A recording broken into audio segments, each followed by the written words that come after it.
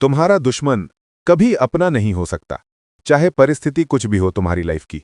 तुम्हारे कॉम्पिटिटर्स, तुमसे जलने वाले लोग, तुम्हें हराने की सोच रखने वाले लोग, तुम्हारे पीठ पीछे तुम्हारी हार का इंतजार करने वाले लोग कभी तुम्हारे अपने नहीं होते। ये लोग जो होते हैं वो डबल फेसेस होते हैं।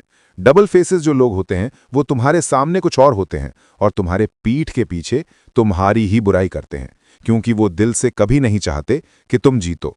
इस बात को हमेशा याद रखना। तुम्हारी लाइफ में ऐसे लोगों का जितना कम इन्वॉल्वमेंट होगा तुम्हारे लिए उतना बढ़िया रहेगा, क्योंकि इन लोगों से तुम्हें एक नेगेटिव एनर्जी मिलती है जो तुम्हारे काम में रुकावट बनेगी।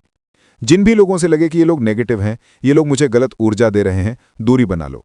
तुम्हारा दुश्मन अपना होने का चाहे कितना अच्छा ही दिखावा क्यों न कर ले, वो कभी अपना नहीं हो सकता। नहीं हो सकता क्योंकि उसकी फितरत में नहीं है अपना होना, तब तो दुश्मन है, वरना दुश्मन क्यों होता। वो तुम्हारे मुंह के सामने कितना ही अच्छा व्यवहार कर ले तुम्हारे साथ, कितनी तुम्हारी फितरत दिखा ले, बस मन के अंदर बैक ऑफ द ब्रेन में तुम्हें हराने की, तुम्हें गिराने की चालें बुनता ही रहेगा। तो तुम्हें करना क्या है अब? दुश्मन को दोस्त की तरह दिखो। बहुत पावरफुल चीज मैं तुम्हारे बताने वाला हूं इस वीडियो में। अपने दुश्मन को दोस्त की तरह दिखो। तुम्हारे दुश्मन को लगना चाहिए कि तुम बेवकूफ हो। तुम्हारे दुश्मन को लगना चाहिए कि वो तुमसे ज्यादा चालाक है, तुमसे ज्यादा स्मार्ट है, तुमसे ज्यादा तेज है और वो काबिल है पूरी तरह तुम्हें हराने के। तुम्हारे दुश्मन के बैक ऑफ द ब्रेन में ये लगातार चलते रहना चाहिए, क्योंकि जब सामने वाले को लगता है तुम्हारे अंदर दम नहीं है, तब वो अपने अंदर का दम दिखाना शुरू करता है। क्योंकि हर किसी के अंदर अहंकार होता है, घमंड होता है, और जब हम अपने आप को सामने वाले को छोटा दिखाते हैं ना, तो सामने वाले के अहंकार को ऊर्जा मिलती है, उसके घमंड को ऊर्जा मिलती है, और वो अपने अंदर की एनर्जी, अपने अंदर का फोकस, अपने अंदर का डेडिकेशन और अपने अंदर की सारी एबिलिटीज तुम्हें खुद ब खुद बताना शुरू कर देगा। जब तुम ये बात जान जाओ कि तुम्हारा विरोधी कभी तुम्हारा अपना नहीं हो सकता, तुम्हारा दुश्मन कभी तुम्हारा अपना नहीं हो सकता, वरना दुश्मन न होता, तो तुम भी उसके साथ वैसे ही रहो जैसे जैसे वो रह रहा है। सेम चीज तुमने कॉपी करनी है। इसको कहते हैं मिररिंग टेक्निक। अपने दुश्मन को उसके जैसा ही दिखो। अगर वो तुम्हारी फिक्र करता है तुम भी करो, अगर वो तुम्हें अच्छा होने का एहसास कराता है तुम भी करो। तो ये चीजें ना उल्टी हो जाएंगी। उसको लगेगा कि उसकी अच्छाई का, उसके भलेपन का तुम पे अच्छा प्रभाव पड़ रहा है, लेकिन उसको ये बात पता नहीं कि तुम यहां पे मिरर टेक्निक का यूज कर रहे हो, तुम सिर्फ दिखा रहे हो। समझ में आ रहा ना क्या कहना चाह रहा हूं तुम्हें? दुश्मन को दोस्त की तरह दिखो। उसको पूरी तरह समझने के लिए, उसको डीपली अंडरस्टैंड करने के लिए तुम्हें उसी के जैसी चालों को समझना पड़ेगा। बहुत जल्दी तुम्हें एक सरप्राइज मिलने वाला है और बहुत धमाकेदार चीज तुम्हारे सामने आने वाली है। मतलब मैं तुम्हें यह कहना चाह रहा हूं कि तुम्हारे लाइफ की 75% चीज है ना, मैं फुलफिल कर दूंगा। 25% तुम्हें सिर्फ एफर्ट करना है, अप्लाई करना है बस।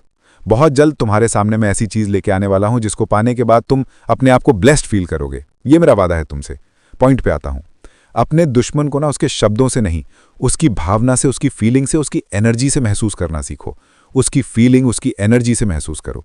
जब तुम लोगों को एनर्जी से महसूस करना शुरू कर देते हो ना, फीलिंग से महसूस करना शुरू कर देते हो ना, तो तुम उनके शब्दों के जाल में नहीं पड़ते। तुम ये समझ जाते हो कि यार ये जो बोल रहा है ना, ऊपर ऊपर से बोल रहा है, साला अंदर से तो खेल कुछ और ही है। अंदर से तो खेल कुछ और ही है, दिखावा तो ऊपर ऊपर का है। 90% लोग इस बात को समझ ही नहीं पाते और शब्दों को सच मान लेते हैं। आदमी बेवकूफ कब बनता है? आदमी तभी बेवकूफ बनता है जब वो शब्दों को सच मानता है। वो फीलिंग्स को नहीं समझ पाता, वो एनर्जी को नहीं समझ पाता। और जब जब वो शब्दों को सच मानता है, उसे शब्द सच लगते हैं, क्योंकि शब्द को खेल है। कुछ भी कहा जा सकता है, कुछ भी यकीन दिलाया जा सकता है, कुछ भी मनवाया जा सकता है। शब्दों की पावर इतनी खतरनाक होती है। लेकिन एनर्जी झूठ नहीं बोलती, इंटेंशन झूठ नहीं बोलते, इरादे झूठ नहीं बोलते। लेकिन वो तब नहीं बोलते जब तुम्हें महसूस करने आए, समझने आए। वो मैं तुम्हें सिखाऊंगा। अपने दुश्मन की बॉडी लैंग्वेज को, उसकी टोन को कॉपी करो। उसको ये दिखाओ कि तुम उसी के जैसे हो। इससे क्या होगा? उसका भरोसा बढ़ेगा तुम्हारे ऊपर पे, और उसका भरोसा तुम्हारे ऊपर भी बढ़ना बहुत ज़रूरी है खेल में तुम्हारे जीतने के लिए। तुमने बैक एंड में रह के काम करना है और उसको ये फील करवाना है कि वो सुपीरियर इंसान है, वो बहुत पावरफुल इंसान है, उसके जैसा कोई नहीं है। क्योंकि जब इंसानों को एक बार ये घमंड हो जाता है ना, ये फील उसके अंदर आ जाता है कि मेरे को कोई जज नहीं कर रहा, अरे किसका जजमेंट चलेगा मेरे आगे, मेरे को हराने वाला पैदा ही नहीं हुआ। ये फील आना बहुत ज़रूरी है। यहीं से वो हारना शुरू करता है, क्योंकि जब वो ओवर कॉन्फिडेंस हो जाता है ना, तो फिर वो उसको नहीं पता कि तुम्हारी तैयारी क्या है, उसको पता ही नहीं कि तुम क्या इंसान हो।